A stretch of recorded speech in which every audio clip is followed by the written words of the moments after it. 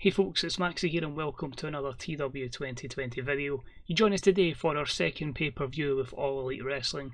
This is AEW Fight for the Fallen, the July pay-per-view. We're live on the Lucha Report Live, Fight TV and in demand, and hopefully we can have a stellar show here and hopefully a good gate to ensure we get as much money in the door and hopefully some profit this month. Of course, we won't find that out for a wee while because we do have another episode of Dynamite in the month of July. It's a decent show and a falling economy with a growing wrestling industry. We're hoping to get about 30,000 fans here.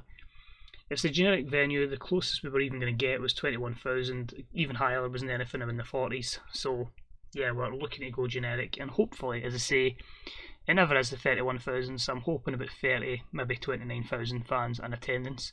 We're still standard ticketing because we're a growing company. I don't want to rip the fans off and I don't want to go less because, yeah, it's not really going to bring in any money, is it? It's a good show. All the matches I've advertised are actually taking place this time. And yeah, we've got a card roughly put together for All Out 2, so I'm hoping that can be a stellar success next month, so let's build towards that. So, as always, thanks for taking the time out of your day to watch a video. Any comments you've got on it are deeply appreciated, as well as likes and subs. Remember, we're still daily for the moment. Yeah, pretty much until I'm not daily, that I'll keep commenting to say I'm not daily until I think there'll be a wee bit of a slower schedule when life returns to normality. In the meantime, for more mods and for some more written and visual diaries, check out the places such as TEW2020, the Fantasy Bookers subreddit, and of course the Grey Dog Software forums. So, without further ado, let's crack on with Fight for the Fallen. So we start the pay-per-view with the cash-in, or the buy-in. Call it the buy-in. Buy-in's a lot nicer, not cash-in. Good to know, sold out 31,000 at this particular place, and of course our home region, the southeast region. And a decent match-up. Saw Darby Allin defeat Kip Sabian in 9:28 with a coffin drop. A 73 performance from Darby, a 50 for Kip Sabian, and a segment rating of 68 here. Now the reason for this is pretty simple. I don't ever want a talent as talented as Darby Allin to have poor morale, negative morale, so at least put him on this, but he's not in the pay-per-view, we'll keep him happy. Just the one negative, the inconsistency of Darby Allin. It's a bit of a shame we don't see the improvements, because that's something he still was like commentating on, obviously judging who worked well together, but at least it means one thing. I won't get that continual bug that I had with Scott Dawson in my WWE save last TW, where it was constantly the same improvement on here, but not actually any improvement whatsoever. Second pre-show matchup is again just superstars that are athletes that were far too good not to be on pay-per-view, but didn't have anything really for them at that time, which is bad because two of them have just kind of just signed. But it was a decent pre-show match, and it was Matt Hardy and the Motorcycle Machine Guns defeated SCU in 10-16 when Matt Hardy defeated Christopher Daniels with a twist of fate. A 65 here. Pretty good performances all round actually. Scorpio Sky with the best one. Daniels and Hardy, obviously the physical declines hurt them a wee bit, but they're still very, very key players in what we're going to look to do here in AEW. I just need to find the right thing for Matt Hardy to crack on with. On to the main show. And we start off with the show intro hyping up the pay-per-view as you normally get for any pay-per-view, and we're greeted by some pyrotechnics because, you know, because we usually do, don't have to put because there. Before hearing that should be the voice of good old JR with Tony Schiavone and Excalibur. Thank God what I type in here is just note for him, and I can expand on it. But anyway, JR says, welcome ladies and gentlemen to AEW Fight for the Fallen pay-per-view. We are live tonight with every championship on the line. Excalibur says, that's right, tonight Hangman Page and Kenny Omega will defend the AEW Tag Team Championships against the Lucha Bros, Rey Fenix and Pentagon Jr. I blame Dasha for that pronunciation, but I'm now going Rey Fenix on that, even though here it be Phoenix. And Schiavone says, and of course the main event, which looks to be a complete war between the chairman Shawn Spears, the leader of the Dark Order, Brodie Lee, and the AEW World Champion, Jon Moxley. Then JR says, speaking of wars, we're about to start the show with one, and we hear the noise of wrestling has more than one royal family, which then of course kicks into Kingdom, which is of course the theme song of Cody Rhodes So we start off with a 62 segment for this matchup, and for the hype of the main event, and we go right into Cody versus Jake Hager. It was about that had great heat and decent wrestling, and Cody defeated Jake Hager in 31-44 by pinfall with a beautiful disaster.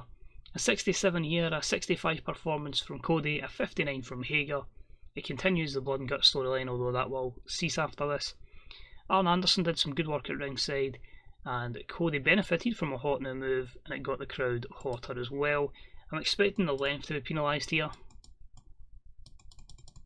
Not just low morale and inconsistency, but the heat of the storyline actually boosted the match. I just felt like, Cody's always going out to prove a point that he was really good, and yeah, a 30-minute match, maybe not so great for your opener, but a proper war to start the show with Cody getting some revenge on the MMA fighter who tried to injure him. What an absolute war between Cody and Jake Hager. Cody prevails after a long grueling match with the mixed martial art badass. He can barely stand, and he's helped out of the ring and up the ramp by his wife Brandy Rhodes and by his manager Arn Anderson. He's then helped to the back by the medical team. Has Cody finally got retribution for the injury that Hager caused? A 64 segment here with Cody benefiting from public support. We then move on to some tag team action, and about that had a decent reaction from the crowd, but subpar wrestling. It was MJF and Wardlow who defeated the Jurassic Express, of course that's Jungle Boy and the Luchasaurus, in 9:47 when Wardlow picked up the win over Jungle Boy with Splash Mountain. In terms of in-ring work, it was MJF carrying the match. A 54 is not too bad, of course. We are obviously wanting to push MJF to the moon, that's common sense. MD and AEW is going to say he's going to do, but we'll try and drag Wardlow along with him.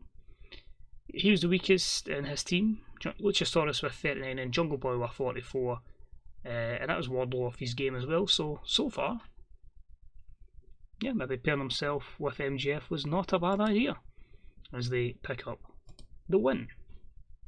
It was the women's division in action next, and about that had decent reaction from the crowd and terrible wrestling. Nyla Rose defended her championship and she defeated Chris Statlander, Riho and Priscilla Kelly in 9:43 when Nyla Rose pinned Chris Statlander, making the third defence of her AEW World Championship in the women's division. So a 43 overall. Riho with the best performance there. The actual worst performance was by Nyla Rose. Everyone else there is kind of similar, but keeping it on the native beast at the moment. And that was a storytelling match because we do need to really work with this women's division going forward. Next up, an interesting development during our women's title match, but we had Evil Uno and Stu Grayson back from hiatus. From the Dark Order come down, and I think they were looking and pointing in the direction of Priscilla Kelly, so that's going to be an interesting development going forward. Is she potentially taking the interest of the Dark Order? But that was a 36. We then had a bout that had some good wrestling and a decent reaction from the crowd as Proud and Powerful Santana and Ortiz defeated Mark Quinn and Isaiah Kennedy, or Cassidy anyway, if I could read, in 11:34 when Santana pinned Cassidy. I've got no reason for getting that wrong. It says Cassidy 3 times on the screen, and of course I tried to read the one that was barely visible on the face pack. By good win there for Proud and Powerful. I'm absolutely high on them. I think they're really, really good. I'm also high on Private Party as well, which is why this match happened, but I just feel like this would benefit both teams, and it'll be 2 teams that will be the cornerstone of our tag team division. Got the crowd buzzing, a solid 70 rating there. The reason for that as well, steal the show match, as you would expect. Next up, we had a bout that had great wrestling and good heat, which saw the Lucha Bros defeat Adam Page and Kenny Omega in 20:30 when Pentagon Jr. pinned Hangman Page with a top rope styles clash following interference from Pac. The Lucha Brothers win the AEW World Tag titles. So it was a good run for Omega and Page, but let's be honest, let's get them back into singles competition. And as I say, the Lucha Bros fully deserve it. A great 80 rated matchup here. Kenny being the main man. Hangman's not too far off with a 69. The only negative here being the announce work of Excalibur. Match got the crowd hotter, and of course we crowned brand new AEW Tag Team Champions. After the matchup, we may not like it, and it's certainly not right, but for weeks he's stated we've overlooked him. He's warned the Elite in an act of revenge in his mind that Pac has reminded us all. The Death Triangle is still well and truly alive, and he stands side by side with the new AEW Tag Team Champions, Ref Fenix and Pentagon Jr. So, yeah, I just thought bringing them back to kind of the fold. Although to be fair, the day before I'm recording this, Pac did have a promo on television saying the Death Triangle was still a thing, but I just feel like for just now, it adds into that idea that the Pac not really getting opportunities, not getting on the pay-per-view, and he really should be right up there. So yeah, the Death Triangle has the tag championships and is really dangerous, really dangerous. Next up, it was in the TNT division, and it was a good heat and decent wrestling match that had Lance Archer defeat Trent Beretta at 11:47 with a blackout. Lance Archer makes defense number 1 of the TNT title. Just a good simple title defense for him. Obviously Trent was wanting to get a one-upman to get do Chuck Taylor proud after he's been knocked down and recovering in the hospital, but the Murder Hawk with a good performance here with Jake Roberts at ringside for this 59 rated match. A hype package for tonight's co-main event. We see the Young Bucks in their run so far in All Elite Wrestling. We see Jericho getting pins on Hangman and pins on Omega. Obviously we can't show the Cody footage because that's in the WWE. We see Cash Wheeler make his debut, and then we see the Bucks make the challenge for tonight, which of course means that the Young Bucks versus Jericho and Cash Wheeler is coming up next. So a 63, and hopefully I've ordered the segments correctly. I have. So it was a superb matchup, and the Young Bucks defeated Chris Jericho and Cash Wheeler in 2017 when Matt Jackson pinned Cash Wheeler with a Meltzer driver. So in terms of in-ring work, Nick Jackson was head and shoulders above everyone else. A 90 performance for Nick, a 79 for Matt, a 63 for Wheeler, and a 61 for Le Champion, Chris Jericho. The segment got a 79, so I'm really happy with that. Obviously we're in a position where you do need to protect Jericho, and unfortunately Wheeler does need to take the L here. But I didn't want just Jericho winning all the time, the Inner Circle being so dominant. We need the Elite to get some victories, and it can only boost them going forward. But again, Jericho never get pinned, so there's that. Then lead up to our main event. In pre-match, Alex Marvez catches up with Shawn Spears, who says, tonight the world finally stops overlooking Shawn Spears, and the world finally realises just how damn good I am. Hell, you could say I'm 10 out of 10.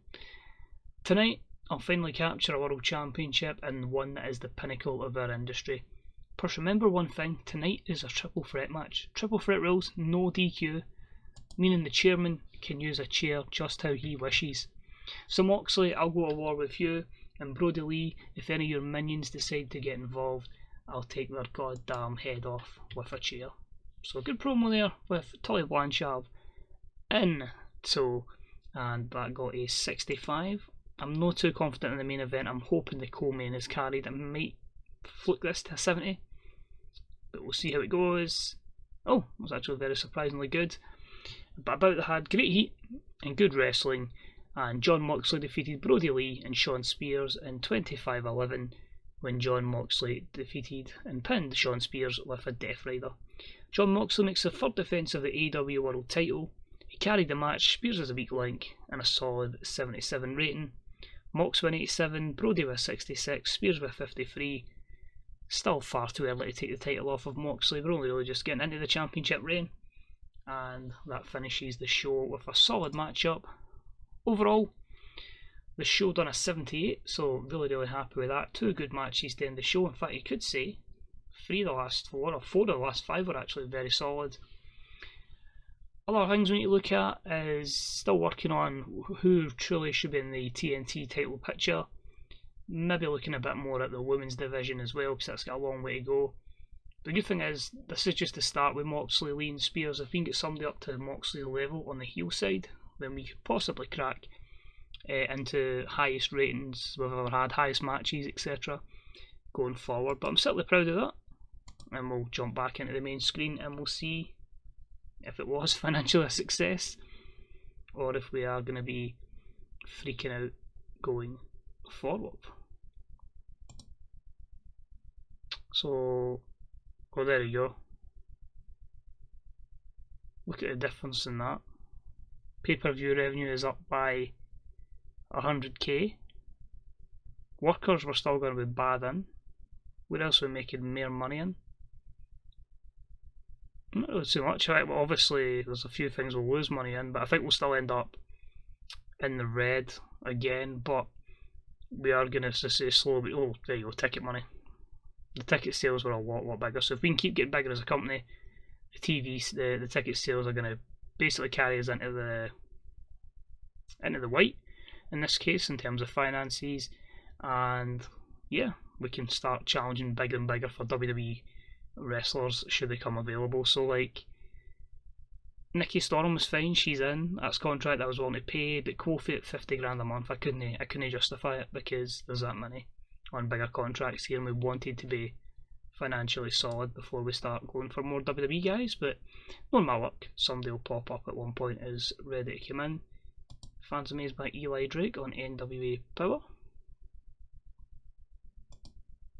And yeah, it's fine. It's just a new contract for Frankie Kazarian, 2,000 per show, and a 3-year contract. So that's fine. That's absolutely brilliant.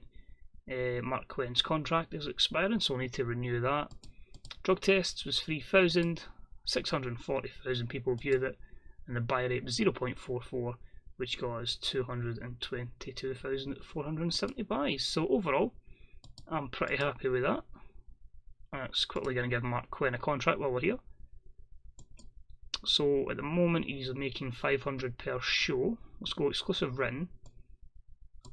See if I can go 4 year. I'm going to go 800 per show just to get him on that longer contract. Let's see if he'll take it. Well, there's no decline, so that's always a good sign. But yeah, Private Party are going to obviously get pushed to the moon here. I want to check, because they've actually lost on pay-per-views, they're getting over 40 to 41 to 43. So it's small progress, but it's still progress, and nonetheless, we're still obviously in the early days of TEW2020, so it's fine now. What works, what doesn't work, and could it just be the exposure they're getting on television that's helping their pop? And there's someone that if I didn't have a freeway announce booth, that would have been number 4, Mr. Matt Striker. Or could we sign him? We'll look into that. But anyway, thanks very much for watching.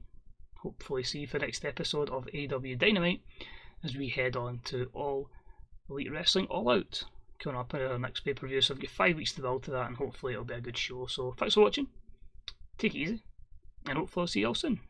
Bye bye.